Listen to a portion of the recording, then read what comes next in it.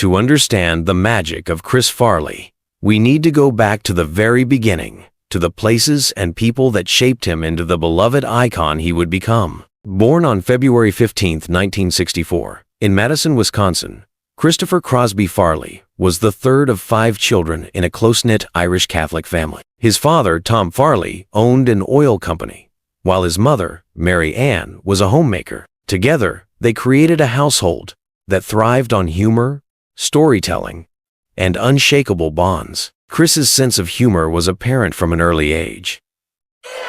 As a boy, he loved to make his family laugh, often mimicking teachers and neighbors, to the delight of everyone around him. He discovered early on that laughter was not just a way to entertain, it was his way of connecting with people. But life wasn't always easy for young Chris. Like many comedians, he used humor as a shield. Struggling with self-esteem due to his size, Chris often leaned on his natural charisma and comedic instincts to win over friends and avoid conflict. It was during these formative years that Chris began to cultivate the larger-than-life personality that would later captivate millions. In high school, Chris discovered 2 of his greatest passions: football and performing. On the football field, he channeled his energy into playing as a lineman, gaining the respect of his teammates for his dedication and team spirit. But it was in the classroom and hallways that his comedic talents shone brightest. Teachers and classmates recall him as the class clown, someone who could light up even the dullest day with his antics. After graduating from Edgewood High School of the Sacred Heart in 1982, Chris attended Marquette University in Milwaukee, Wisconsin. There, he majored in communications, but it wasn't the lectures or textbooks that captured his imagination, it was the stage. At Marquette, Chris joined the rugby team, where he continued to develop his reputation as the life of the party. He also discovered improvisational comedy, performing for the first time in front of an audience. It was during these college years that he began to dream of a career in entertainment. After graduating from Marquette in 1986, Chris returned to Madison briefly before setting his sights on Chicago, the beating heart of improv comedy. It was here, in the legendary Second City Theater, that Chris would begin to hone his craft. Under the guidance of seasoned mentors, he threw himself into every performance, learning the art of improvisation and the nuances of comedic timing. In Chicago, Chris's talent didn't go unnoticed. His physical comedy, wild, fearless, and unapologetically self-deprecating, set him apart from his peers. He had a natural ability to command attention on stage, whether through a pratfall, a perfectly delivered punchline, or just his infectious energy. Audiences couldn't get enough of him, and neither could the producers at Second City. In 1989, Chris officially joined the main stage cast of the Second City, following in the footsteps of comedy legends like John Belushi and Bill Murray. It was here that Chris began to solidify his identity as a performer, a mix of physical comedy, heartfelt vulnerability, and an undeniable charisma that made him a star in the making. As his reputation grew, so did his opportunities. It wasn't long before the scouts at NBC's Saturday Night Live took notice. In 1990, Chris auditioned for SNL, and his dynamic energy, coupled with his undeniable talent, landed him a spot on the show. It was a life-changing momentum that marked the beginning of a meteoric rise to stardom. But for Chris Farley, success was never just about fame. His humor came from a genuine desire to make people happy, to bring light into their lives, even if only for a moment. As he stood on the brink of becoming a household name, few could have predicted the joy and heartbreak that lay ahead. Hey there, thanks for watching. If you're enjoying the journey, don't forget to hit that like button. It really helps us bring more amazing stories your way. And if you haven't already, tap subscribe and turn on the notification bell so you never miss an upload. We'd also love to hear your thoughts. Drop a comment below and let us know what part of the story resonated with you the most. Your feedback fuels the heart of this channel. Thank you for being a part of our community. And now, let's dive back into the story. Chris Farley was no stranger to the spotlight when he joined Saturday Night Live in 1990. But the world hadn't yet seen the full extent of his talent.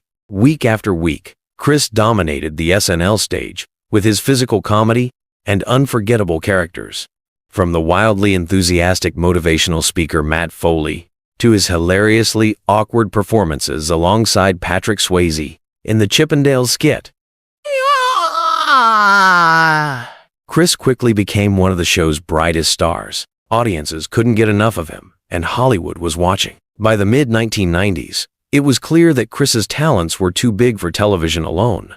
Hollywood came calling, offering him opportunities to bring his humor to the big screen. In 1995, Chris made his leading role debut in Tommy Boy, a buddy comedy that paired him with fellow SNL alum David Spade. The film, which told the story of a lovable but clumsy heir trying to save his family's business, was an instant hit. Audiences connected deeply with Chris's portrayal of Tommy Callahan, a character that mirrored Chris himself in many ways. Big-hearted, eager to please, and hilariously unpredictable. Tommy Boy wasn't just a success.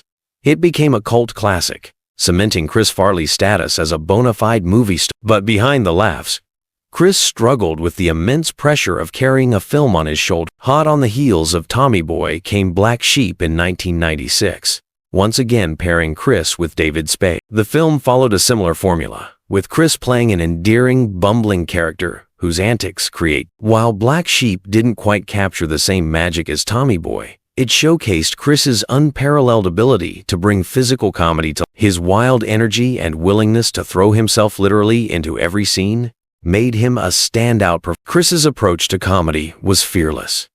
He didn't just act, he threw himself into every performance with an abandon that was both hilarious and heartwarming. Whether he was crashing through tables, tumbling down hills, or delivering heartfelt moments of vulnerability, Chris brought a unique blend of chaos and charm. It wasn't just comedy, it was Chris Farley comedy, and no one else could do it quite like. In 1997, Chris starred in Beverly Hills Ninja, a film that capitalized on his physical humor and fish out of water. As Haru, a clumsy orphan raised by ninjas, Chris delivered a performance full of slapstick comedy and lovable earnestness. While the film received mixed reviews from critics, fans adored it, and it remains a nostalgic favorite for. But success in Hollywood wasn't without its challenges.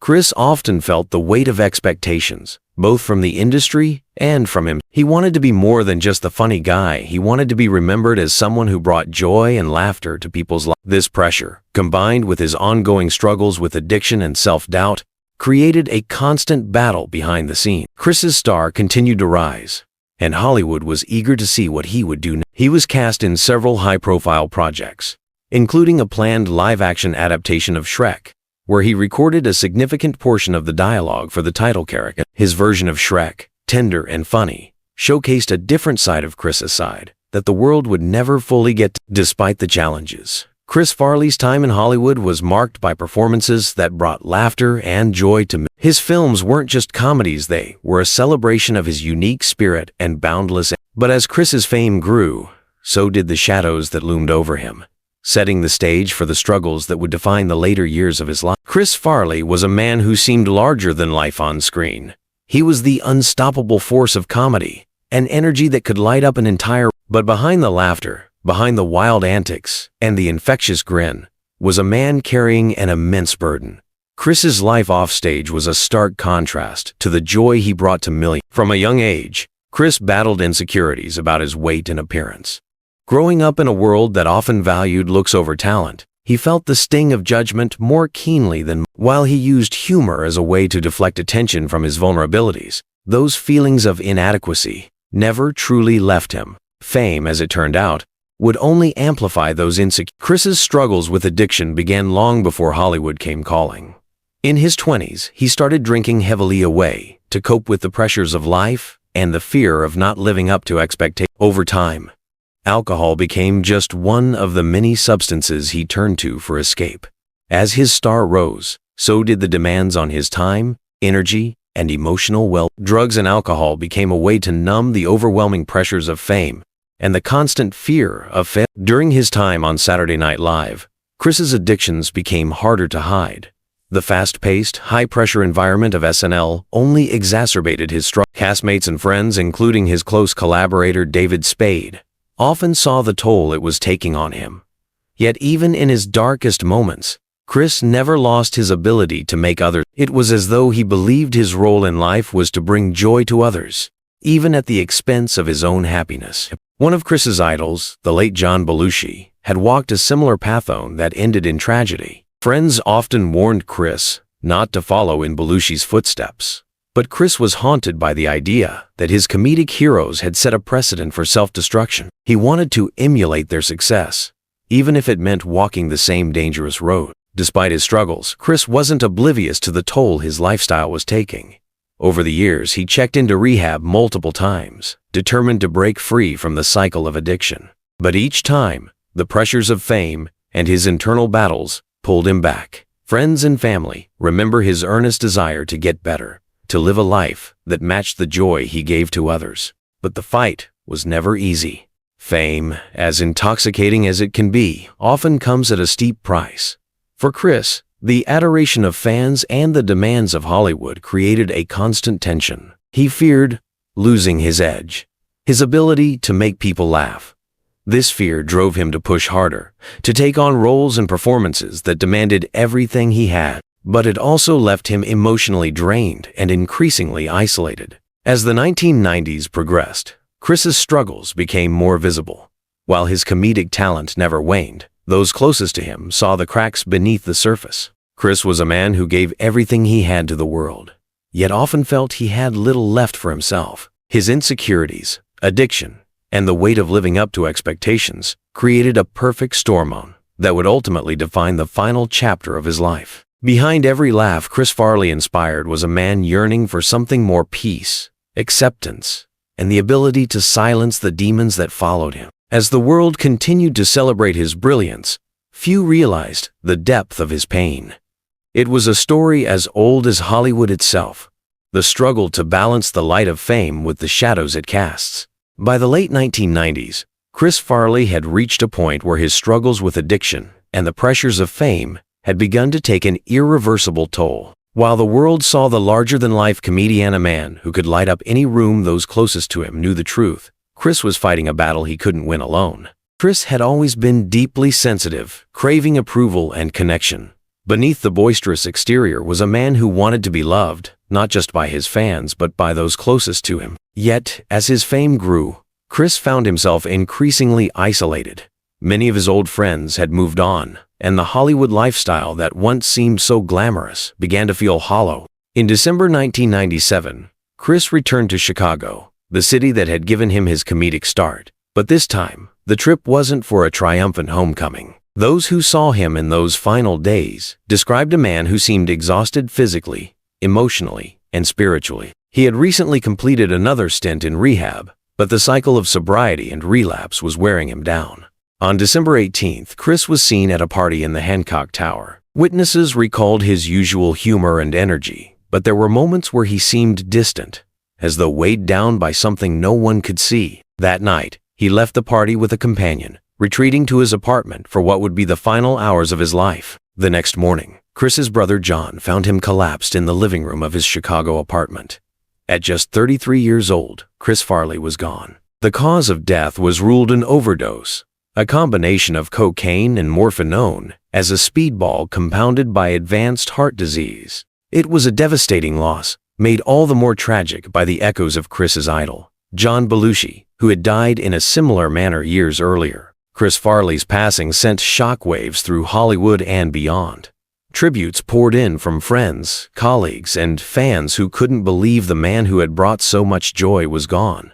David Spade, his longtime friend and collaborator, was too heartbroken to attend the funeral, saying later, "I couldn't be in a room where Chris wasn't making everyone laugh." In the days and weeks following his death, the world began to piece together the story of Chris Farley's struggles. It became clear that beneath the laughter was a man wrestling with demons that fame, money, and success couldn't silence. Yet, even in death, Chris's impact was undeniable. His films, his SNL sketches, and his unforgettable comedic style continued to bring laughter to new generations of fans. Chris Farley's story is one of immense talent and immeasurable pain. It's a reminder of the toll that fame can take on those who seem to have it all, and of the importance of compassion for those who struggle behind the scene. Chris once said, "I want to live my life like the great comedians before me, bringing joy to others." And that's exactly what he did. But it's impossible not to wonder what more he could have achieved if he had found the peace he so desperately sought. Chris Farley's life was a roller coaster of triumphs and tragedies. A story of a man who gave everything he had to make the world laugh. And though his time was cut short, the joy he brought to millions remains his lasting legacy. The final hours of his life were marked by struggle, but his memory will forever be marked by laughter and love. Though Chris Farley's life was tragically short, his legacy remains larger than life. Even decades after his passing, the laughter he brought to the world echoes across generations. Chris didn't just make people laugh. He made them feel something. His comedy was raw, unfiltered, and undeniably human qualities that continue to set him apart in the ever-changing landscape of entertainment. Chris redefined what it meant to be a comedic actor. With his unrelenting energy and physical humor, he bridged the gap between slapstick and heartfelt storytelling. His characters, from Tommy Callahan and Tommy Boy to the lovable motivational speaker Matt Foley on Saturday Night Live, weren't just caricatures. They were reflections of his own insecurities, his own humanity. Audiences didn't just laugh at Chris, they rooted for him. Chris's influence can be seen in countless comedians who came after him. Stars like Kevin James and Will Ferrell have openly credited Chris as an inspiration for their own careers. He set a standard for physical comedy, proving that a performer's presence could dominate a stage or a screen without a single word being spoken. But more importantly, Chris's vulnerability, his ability to channel his pain into his art, set him apart as a truly authentic performer. Chris Farley's fans remain some of the most devoted in the world. His movies and SNL sketches have become cultural touchstones, passed down from parents to children, keeping his spirit alive. From memes that capture his over-the-top enthusiasm to heartfelt social media tributes, Chris's presence in the digital age is a testament to his timeless appeal. Yet, Chris's legacy isn't just about the laughs. Those who knew him remember a man with a heart as big as his talent. Chris often volunteered at his local church, donating time and money to help those in need. He was a devout Catholic, and his faith played a significant role in his life. Despite his personal struggles, Chris never stopped trying to give back, embodying the kindness and compassion that defined him off-screen. In many ways, Chris Farley was more than a comedian. He was a cultural phenomenon. His performances captured the essence of a generation, a mix of optimism, chaos, and an unshakable desire to connect. Whether through his iconic sketch as a Chippendale dancer alongside Patrick Swayze, or his unforgettable portrayal of an underdog trying to find his way in Tommy Boy, Chris became a symbol of resilience and joy in the face of adversity. But Chris's legacy is also a bittersweet reminder of the cost of fame. His story has sparked countless discussions about mental health, addiction, and the pressures faced by those in the public eye. Many fans and critics alike have questioned whether Hollywood could have done more to support him, whether the industry's demands contributed to his struggles. These are questions that remain as relevant today as they were in 1997. End quote.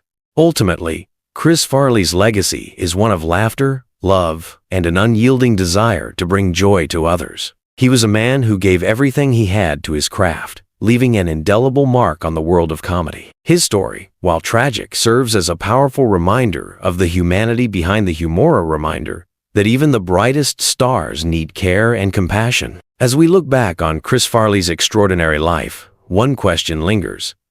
Was the world ready to embrace a comedian as raw and vulnerable as Chris? Or did the industry and society fail to fully understand the toll of his brilliance? Let us know your thoughts in the comments below. How do you think we can better support the artists who bring us so much joy?